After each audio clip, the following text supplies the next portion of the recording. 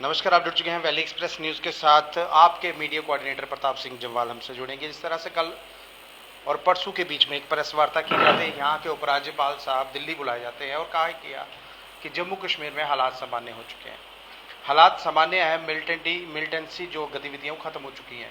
अगर मिलिटेंसी गतिविधियाँ खत्म हो चुकी है, जो कश्मीरी माइग्रेंट्स जो कश्मीरी हिंदू था, उसको किस तरह से यहाँ टारगेट किया जा रहा है और सरकार मैक्सिमम यहाँ पर विफल होती हुई नजर आई है। उपराज्यपाल साहब जाकर वहाँ तो बैठ गए, लेकिन उन्होंने ये नहीं सुनाया कि यहाँ के हालात क्या है। प्रताप जी, क्या लग रहा है इस वक्त जो हालात ये बताए जा रहे हैं? 370 के बाद कहीं ना कहीं ये बताया गया था कि यहाँ पर जो है आतंकी जो है उनको खत्म कर दिया जाएगा। आतंकी तो खत्म नहीं हुए, लेकिन रोजगार खत्म हो गया, बेरोजगारी दर बढ़ गया, आम पब्लिक परेशान है, लेकिन वहां से तो आंकड़े कुछ और ही आ रहे हैं।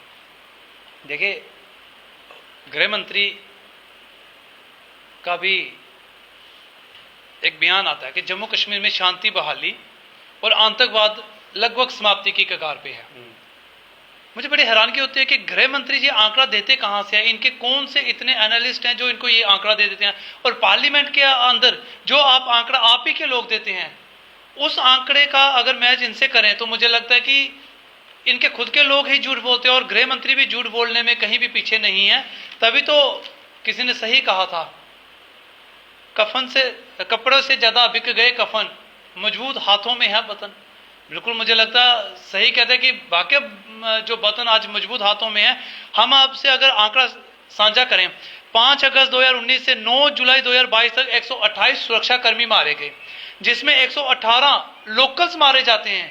हालात सामान्य है, हालात मिलिटेंसी खत्म है।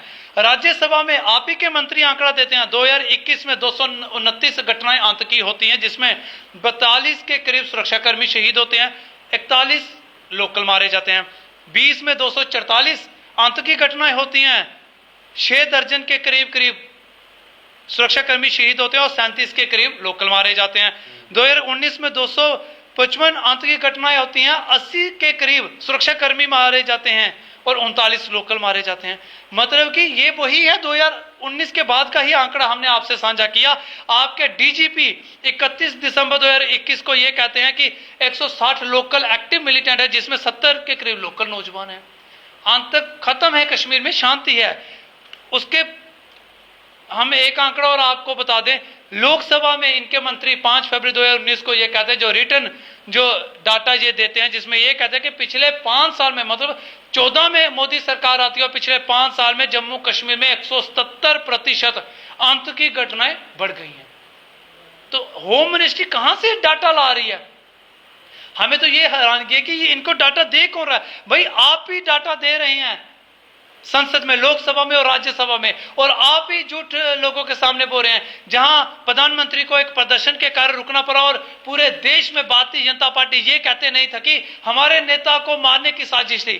क्या इनका नेता वो दर्द वो तकलीफ समझ सकता है जब एक शिक्षक स्कूल में पढ़ाने के लिए जाता है और अंत की उसको गोलियों से छन्नी कर सकते हैं? क्या ये वो दर्द वो डर महसूस कर रहे हैं जब एक दुकानदार दुकान पे बैठा और अंत के गोलियों से छन्नी कर देते हैं? क्या ये दर्द और तकलीफ, क्या ये डर वो होम मिनिस्टर महसूस कर रहे हैं जब एक दिहाड़ी लगाने वाले को पीछे से आके अंत की गोलियों से छन्नी कर देते हैं? सिर्फ आंकड़ा, झूठा आंकड़ा आप कहते हैं और आप ये कहते हैं कि हम जम्मू कश्मीर में शांति बहाली करें, बल्कि जम्मू कश्मीर के हालात आज इस कगार पे हैं कि जम्मू कश्मीर का बाशिंदा सुरक्षित हाथों में नहीं है, सरकार विफल है। हालात सामान्य की बात इसलिए तो नहीं की जा रही कि यहाँ पर इलेक्शन करवाई जाए, क्योंकि उपराज्यपाल वहाँ तो चले गए और उन्होंने डाटा भी दे दिया।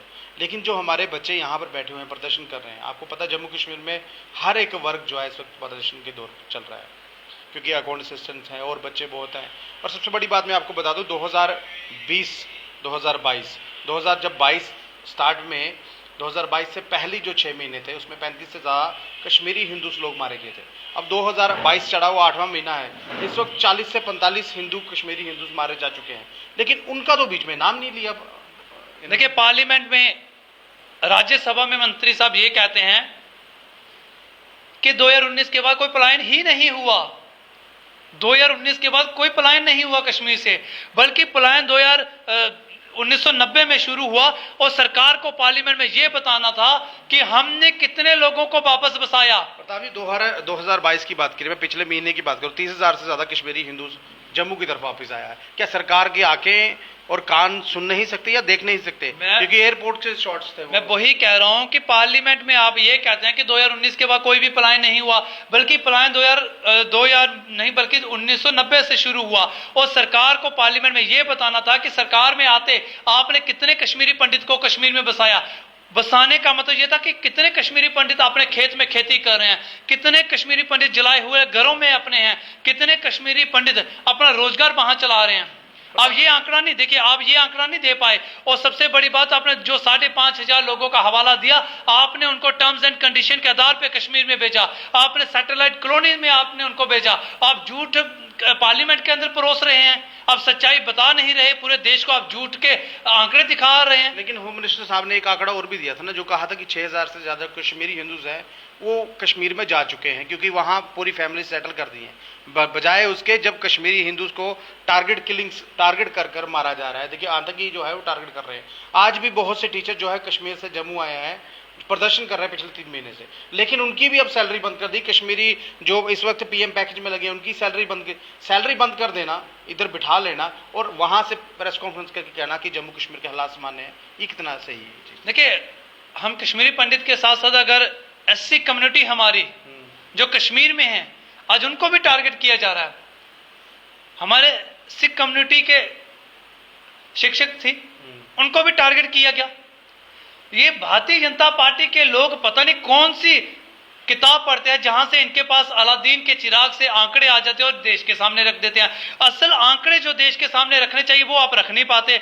और सबसे बड़ी बात है, पंचायत के नुमाइंदे भी इस आतंक की बेट चढ़ गए। जुलाई 2022 तक 4 ऐसे पंचायत के नुमाइंदे थे, वो आतंक की बेट चढ़ गए। लेकिन आप कह रहे हैं कि देश के अंदर सुरक्षा है। आपने 19 से पहले कहा रोड़ा हट गया, जम्मू कश्मीर में हालात सामान्य हो जाएंगे। 20 में आपने कहा हम आतंक पे 0 टॉलरेंस, हम कार्रवाई कर रहे हैं। 21 में आपने कहा आतंक अब लगभग समाप्ति की कगार पे है। 22 में आप कहते हैं कि आतंक अब आखिरी सांस ले रहा है, और एलजी साहब ये कहते हैं कि हम उनके ताबूत पे आखिरी कील ठोकने जा रहे हैं।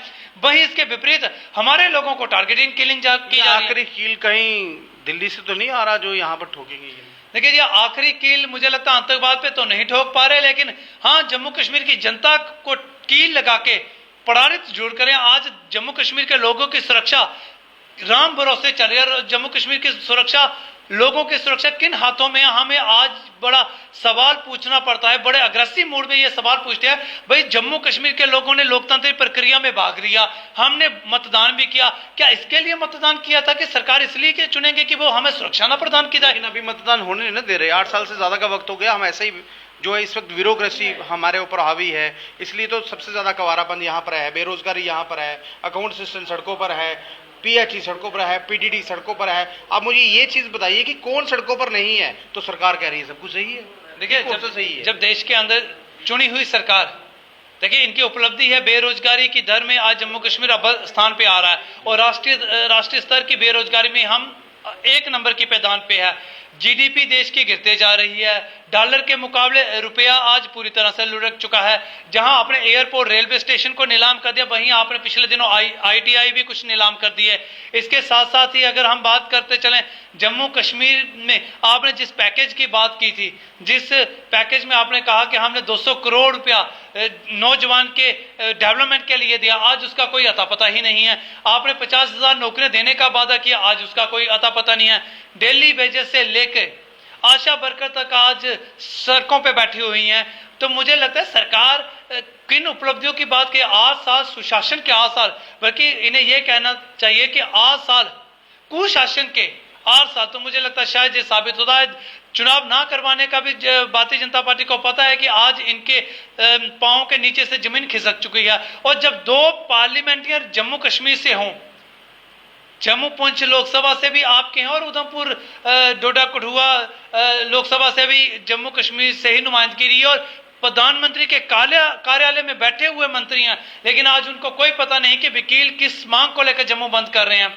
आज उनको ये नहीं पता कि डेली वेजेस किस मांग को लेकर कर रहे हैं, और जो दिल्ली में बैठ के ही आंकड़े दिए जा रहे हैं। लेकिन पता, मैं एक चीज पूछूंगा मैं आपसे, ये इससे थोड़ा हटकर वो सवाल होगा, गुलाम नबी आजाद कांग्रेस छोड़ चुके हैं, क्या लग रहा है अब इलेक्शन जल्द होगी? देखिए, जहां दिल्ली से बैठ के प्रॉक्सी पार्टियां बनाने का प्रयास तो भारतीय जनता पार्टी पहले भी कर रही है। तो मुझे लगता है मैं भी कोई और प्रॉक्सी राजनीतिक दल ना खड़ा कर दें, लेकिन गुलाम नबी आजाद एक सुलझे हुए राजनेता थे और कांग्रेस में उन्होंने एक लंबा अरसा बिताया। बल्कि कांग्रेस में मुझे शायद मेरी इतनी उम्र नहीं है, लेकिन मैंने जहां तक सुना है पढ़ा है वो इंदिरा गांधी ही के समय से हैं। और क्या उनकी मजबूरियां रही हैं, यूं ही नहीं कोई मजबूर कहते हैं यूं ही नहीं कोई बेवफा होता, जरूर उनकी भी कुछ मजबूरियां रही होंगी।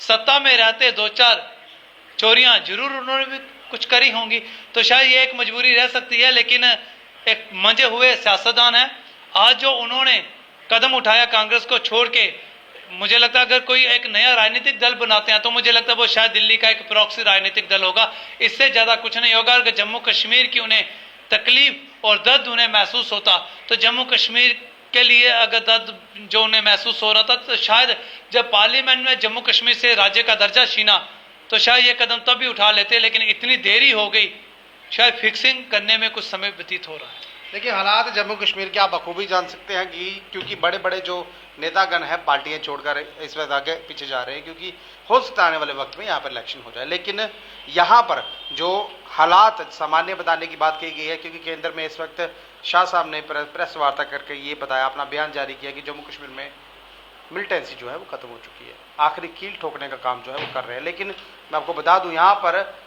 जो कश्मीरी हिंदूस है, आम पब्लिक को टारगेट किया जा रहा है, ऐसी कम्युनिटी को टारगेट किया जा रहा है, जो कश्मीर में नौकरी करेगा उसको कहीं ना कहीं टारगेट किया जा रहा है। लेकिन सरकार ये आंकड़े मानने के लिए तैयार नहीं है। एक भी व्यक्ति का जो नाम है वो अनाउंस नहीं किया, बताया नहीं कश्मीरी हिंदूस मरे कि या नहीं मरे, क्योंकि यहाँ पर यह बताया जा रहा है कि 90 के बाद यहाँ पर पलायन नहीं हुआ। अगर पलायन नहीं हुआ तो 30,000 से ज़्यादा कश्मीरी हिंदूस जम्मू कैसे आ गए, और आए तब जब वहाँ पर मिलिटेंसी जिन जो टारगेट किलिंग्स पीक पर थी। कारण केंद्र को रिपोर्ट गलत जा रही है या रिपोर्ट कार्ड ही गलत बताया जा रहा है। अपनी राय जरूर रखिएगा और इस वीडियो को शेयर कीजिए। नमस्कार।